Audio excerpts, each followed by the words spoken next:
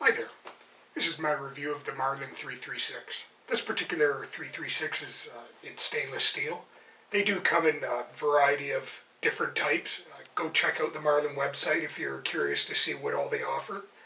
The prices range a fair bit, but the most common one, which is a 336W, sells for about $500 here in Canada, and the stainless version, like this, is about $750. This particular rifle I purchased used, and the rifle was actually manufactured in 2006. This is significant because 2006 is just a year before Remington bought Marlin. Unfortunately, the transition wasn't very smooth, and the Remington Marlins have be known as Remlins, mostly because they're kind of infamous mostly because of the quality control issues. I don't want to go too much in detail other than to say if you're buying a newer one, you're going to want to see the rifle in person and give it a good close look. One thing you can look for if you're not sure of the vintage of the rifle is if you see this mark here, hopefully the camera's picking this up, there's a JM stamp right here on the barrel. You see that? That's an actual Marlin, and you're good to go.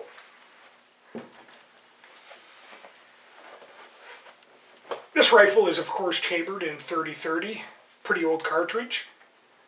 This rifle is 7 pounds without the scope, 38.5 inches long, which is a couple inches shorter than the Browning BLR, but it's just a touch heavier. The barrel is a 1 in 10 twist. It's a 20-inch long barrel. It's actually pretty meaty when you take a look at it, so that attributes to some of the weight. It's not what you would consider a sport or contour barrel. There's some meat in there. I wouldn't call it a varmint barrel per se, but it's getting kind of close to that actually. It's also a micro groove barrel, which means it has 12 lands and grooves. If you want to know more about that, go check out the Marlin site again. They tout that it improves accuracy. And kind of the reason that I'm doing this video is because I was impressed with the accuracy of this rifle. I really wasn't expecting much out of it when I first got it. And I have had this rifle for a few years, so that kind of shows how long I've kind of been putting off doing a video on it. And finally just, you know what, I'm just going to do it. Good or bad, here's the video. Anyway, this rifle started out in 1893 as the Marlin 1893. It remained unchanged all the way up until 1936, when they made some minor changes. I'm not exactly sure what they did, but they relabeled the rifle the Marlin 36. Moving along to 1948, they changed the bolt. This rifle, as you see it, has a cylindrical bolt. Prior to 1948, it actually had a piece that kind of incorporates into the receiver, and the receiver was cut right out. Best thing to do is go online and look it up and get a look, and you'll see what I'm talking about. But it was pretty much a different bolt design. This is a little bit smoother, I think, than perhaps what the older design was. So that was 1948. Moving along to 1953, that's when Marlin introduced the micro groove barrel. And pretty much since then, not much has changed. At some point or another, they added this crossbolt safety, and I'll show that in a minute. But beyond that, the rifle is pretty much the same as the original 1893. And if you look at a part explosion diagram of the Marlin 1893, it looks very, very similar to what you would see inside this if you pull it apart. And this is quite simple to pull apart. You pull this out and the lever drops and you pull the bolt out, get the extractor out, and with a little bit more work you can take the whole thing right apart. Very, very simple to pull down. Old design, and you know what? It works, and I guess that's why it survived so long. This is probably one of the oldest rifles still in production, and that's remained in production all the way along. Production has never halted on this to my knowledge, so that's got to be some kind of record. Anyway, I'll go through the pros and cons quick like. It's kind of silly, but you know what the heck, I'll go through. Most of my videos have it. Biggest pro, I guess, is the established design. There's no surprises there to this rifle. The ammunition is readily available. 30-30's been around for a very long time, so it's pretty common. It falls into the same category as 308, 30-06 here in Canada. You can pretty much find it just about anywhere. You may not get the specific type you want, but pretty much everything's like that right now. Another advantage is it has a tube mag that holds 6 rounds. So you can have one in the chamber and top up the tube mag for a total of 6 plus 1, 7 rounds. That's not bad. Another advantage of this tube mag is you can top it up on the fly, which is kind of unusual. Some of these lever action rifles with the tube magazine, you actually have to take off a piece here, slide the spring assembly forward, and then load your rounds and drop them in. I prefer this design that has the loading gate here and just everything stays in one piece no matter what you do. There's nothing to fall off while you're loading the rifle. It's a better way, and yes, you can do it on the fly. The only negative I can say about it is this spring's pretty tight and it will bite you. If you're not careful, you can get a piece of you stuck in there and it really hurts. Just watch out for it. Likewise, if you have gloves that aren't real tight, they'll get stuck in there and you'll have to fiddle around and get yourself loose. It's kind of a pain.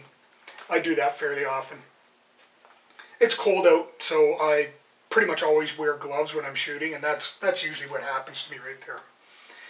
Anyway, moving along. I like the fact that the magazine is incorporated into the rifle. It's not going to fall off. It's right there.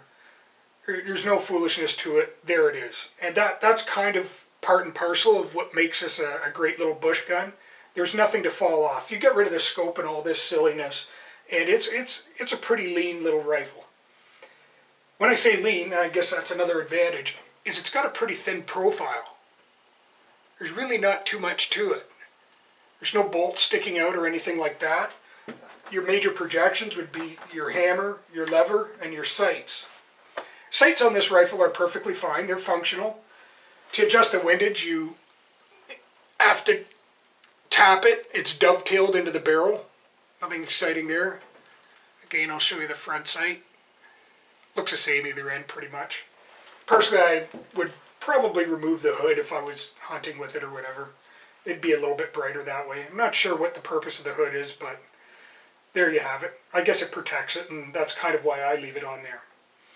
Anyway, cons. I guess the big con in this rifle is the fact it's a 30-30. The 30-30 cartridge, that's one of the new designs, I won't show that yet, it's pretty old. Nothing fancy. It's got a rimmed case, which tells you right away that this was developed prior to smokeless powder. That's a clear giveaway. The case volume isn't very big, so there's only so much you can get in there, and that kind of limits the rifle. What also limits the rifle is while the rounds are in the tube magazine, they're stacked end to end like that, which means if you have a pointed bullet, it's going to be right against that primer. You get enough of those loaded in there, 6 of them loaded end to end, there's going to be a fair amount of spring tension, and then add in you drop your rifle. There's a potential for them to go off. Personally, I've never heard of it happening, but you know what, it is a possibility, so for safety's sake, you're always getting round tip or flat tip bullets for 30-30. Now, Hornady has come up with a different idea, and I will show that.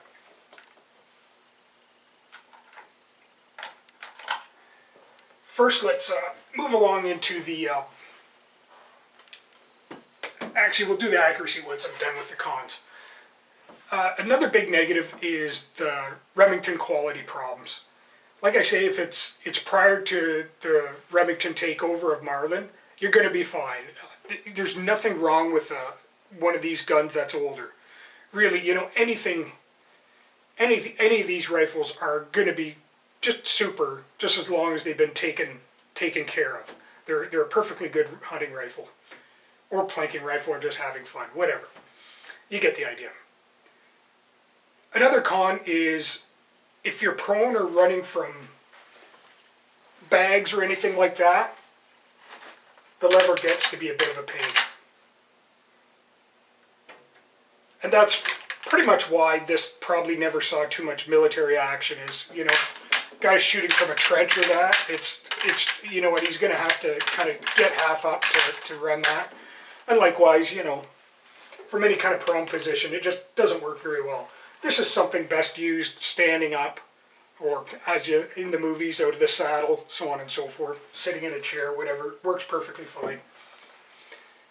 And as such, it's pretty good. You can keep a good secure hold of the rifle while you're running it, which is kind of cool. Anyway, I call it kind of a negative. Oh yeah, last negative, I should point out. There's actually 2 safeties on this rifle. And the first one I don't mind, and that's the half cock. To my thinking, that's the way it should have been. That's the way it's been for most of its lifespan. Over 100 years, it's worked out pretty good. But in the fairly recent past, I should say, somewhere between, I guess it would have been between the addition of the micro groove and this current 2006, somewhere in there, they decided they wanted a second safety, which is the crossbolt safety. You have the hammer all the way back, and there you go. And all that does is prevent the hammer from hitting the firing pin. Much the same as half cock. Half cock does the exact same thing, so I really don't see why they have the 2 safeties, so just my little pet peeve. The second safety is just more parts to go wrong and another thing to kind of get in the way. Anyway, accuracy. Accuracy of this rifle was actually kind of surprising. It was a little more accurate than I was expecting, which is kind of the point of me doing the video. First up, this is kind of new stuff out there, to my knowledge anyway. I hadn't seen it much before a year and a bit ago, but this is the Hornady Whitetail 150 grain interlock. It doesn't look anything spectacular, so I won't bother pulling any out to show you, but I will show you the targets. This is me working on the scope. I wasn't messing around with the scope, so it's still valid, but I was just shooting a 3-round group to see where it was hitting. Likewise, this one's kind of the same thing. Nice tight groups. Oh, both these are 50 meters. If it's other than 50 meters, I'll say so. Pretty decent. Likewise, at 100 meters, I didn't keep any of the targets, but they're pretty much the same as what you see here, ranged out. You're gonna average about 1.5 inches to 1 3/4 inch groups. If you do something really bad, you're gonna go all the way up to 2 inches. Occasionally, you'll hit an MOA group of 1 inch, but it's not the norm, so it doesn't really count. It's not repeatable that often. Next up is this stuff. This is very common in Canada. 170 grain Winchester Super X. Fairly inexpensive ammo. Should point out, you're not going to find cheap surplus ammo for this rifle. 30-30, you're pretty much stuck to cheap hunting rounds, which is what this is, and it's about $1 a shot, so the only way you can get it cheap, I guess, is to reload. And if you like to reload, this is certainly worthwhile, and I'll show that too. Anyway, 50 meters with the Winchester, pretty decent. Pretty good. Same deal at 100 meters. The difference between the 150 grain and the 170 grain are, for accuracy wise, they're virtually identical. One to watch out for is this one. Hornady came up with this idea for a pointed bullet. And this is what it is. It's the Hornady lever evolution or whatever. And my rifle sure did not like it. And as I'm showing it to you, I'll remind you again, this is a 50 meter group. And I shot a box and a bit of this and didn't see any improvement on this. This was the norm. To be honest, I would not even consider hunting with this. Now, I'm not saying it's bad ammo, it's just my rifle didn't like it. I strongly suggest anyone looking at this ammunition, only buy one box. Make sure your rifle likes it. If it doesn't, be prepared to kind of throw away the rest, give them to somebody or whatever. Fire it off, use it as a noisemaker, and reload your brass. That's what it looks like. And what Hornady has done is given it a flexible it's not a soft tip, but it's like a hard rubber, and this prevents the rounds from chain reacting in that tube mag and setting each other off. Ballistically, this is a great slug. Unfortunately, the off-the-shelf Hornady doesn't work very well. I did pick up some of the slugs and try hand loading, and that's what I'm going to show you next. As you can see from the diagram on the box, it's quite a large slug. It's 160 grains. And it's really hard to tell when you're looking at the bullet, so I'll hold the two side by side. Hopefully my camera picks this up. And that shows you how much case you're taking up with this slug. It dips right down into there, so it kind of makes it easy to end up into a compressed load, which is fine. But I would like to have a little more case volume, but hey, there's a limitation of the 30-30. Anyway, I'll start with my 170 grain Hornady Interlock basic loads. These are what I've been shooting for a couple of years. They work. Nothing wrong with them. Here it is at 50 meters.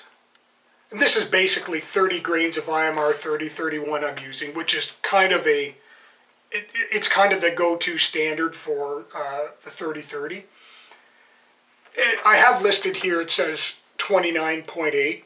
Don't pay too much attention to it. My manual scale reads a little bit light. That actually turns out on my electric scale to be 29.9 to 30 grains.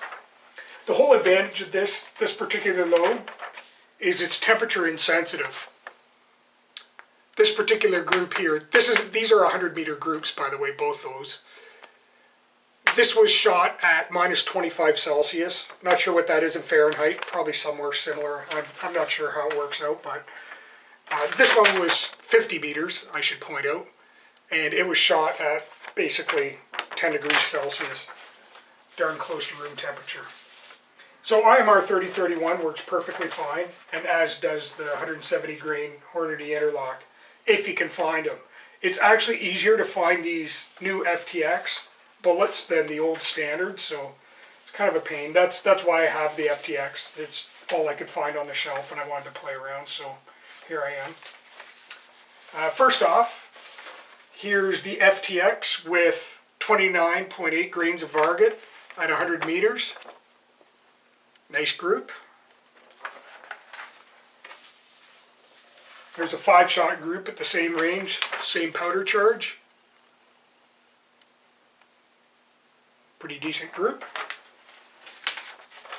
Here it is up at the next node, and this is where I'm at right now. I'm still kind of working on this. This is 32.3 grains of Varget, and I really want to work more on this one because I think I'd like more velocity than the 30 grains of Varget. I'm guessing it's going to be just over 2,000 feet per second with 30 grains of Varget, and I would like to see a little more velocity. Ideally, I'd like to see 2,400 feet per second, but I don't think I'm going to be able to do it with Varget. I'll have to keep looking around if I want to do that. But anyway, the accuracy of the rifle, like I say, is far better than what I expected, which is kind of the reason I'm doing the video. I was kind of expecting SKS-like accuracy from the rifle, and it's actually much better than that. But beyond that, even, you know what, without the scope and the iron sights, this is just a fun, practical little rifle. It's been around for a long time, and there's a reason for it. So I'll just kind of leave the video at that. Do I like the rifle? Absolutely, I love it. It's a great rifle. If it was less accurate, I would still like it just as much. I probably wouldn't bother doing a video, though, because it would be kind of what I was expecting and what I think everybody else would be expecting. So anyway, hope you enjoy the video. If you have any questions or comments, please do leave them, and I'll try and get back to them as soon as I can. I'm usually pretty quick on that stuff. Anyway, have yourself a good day.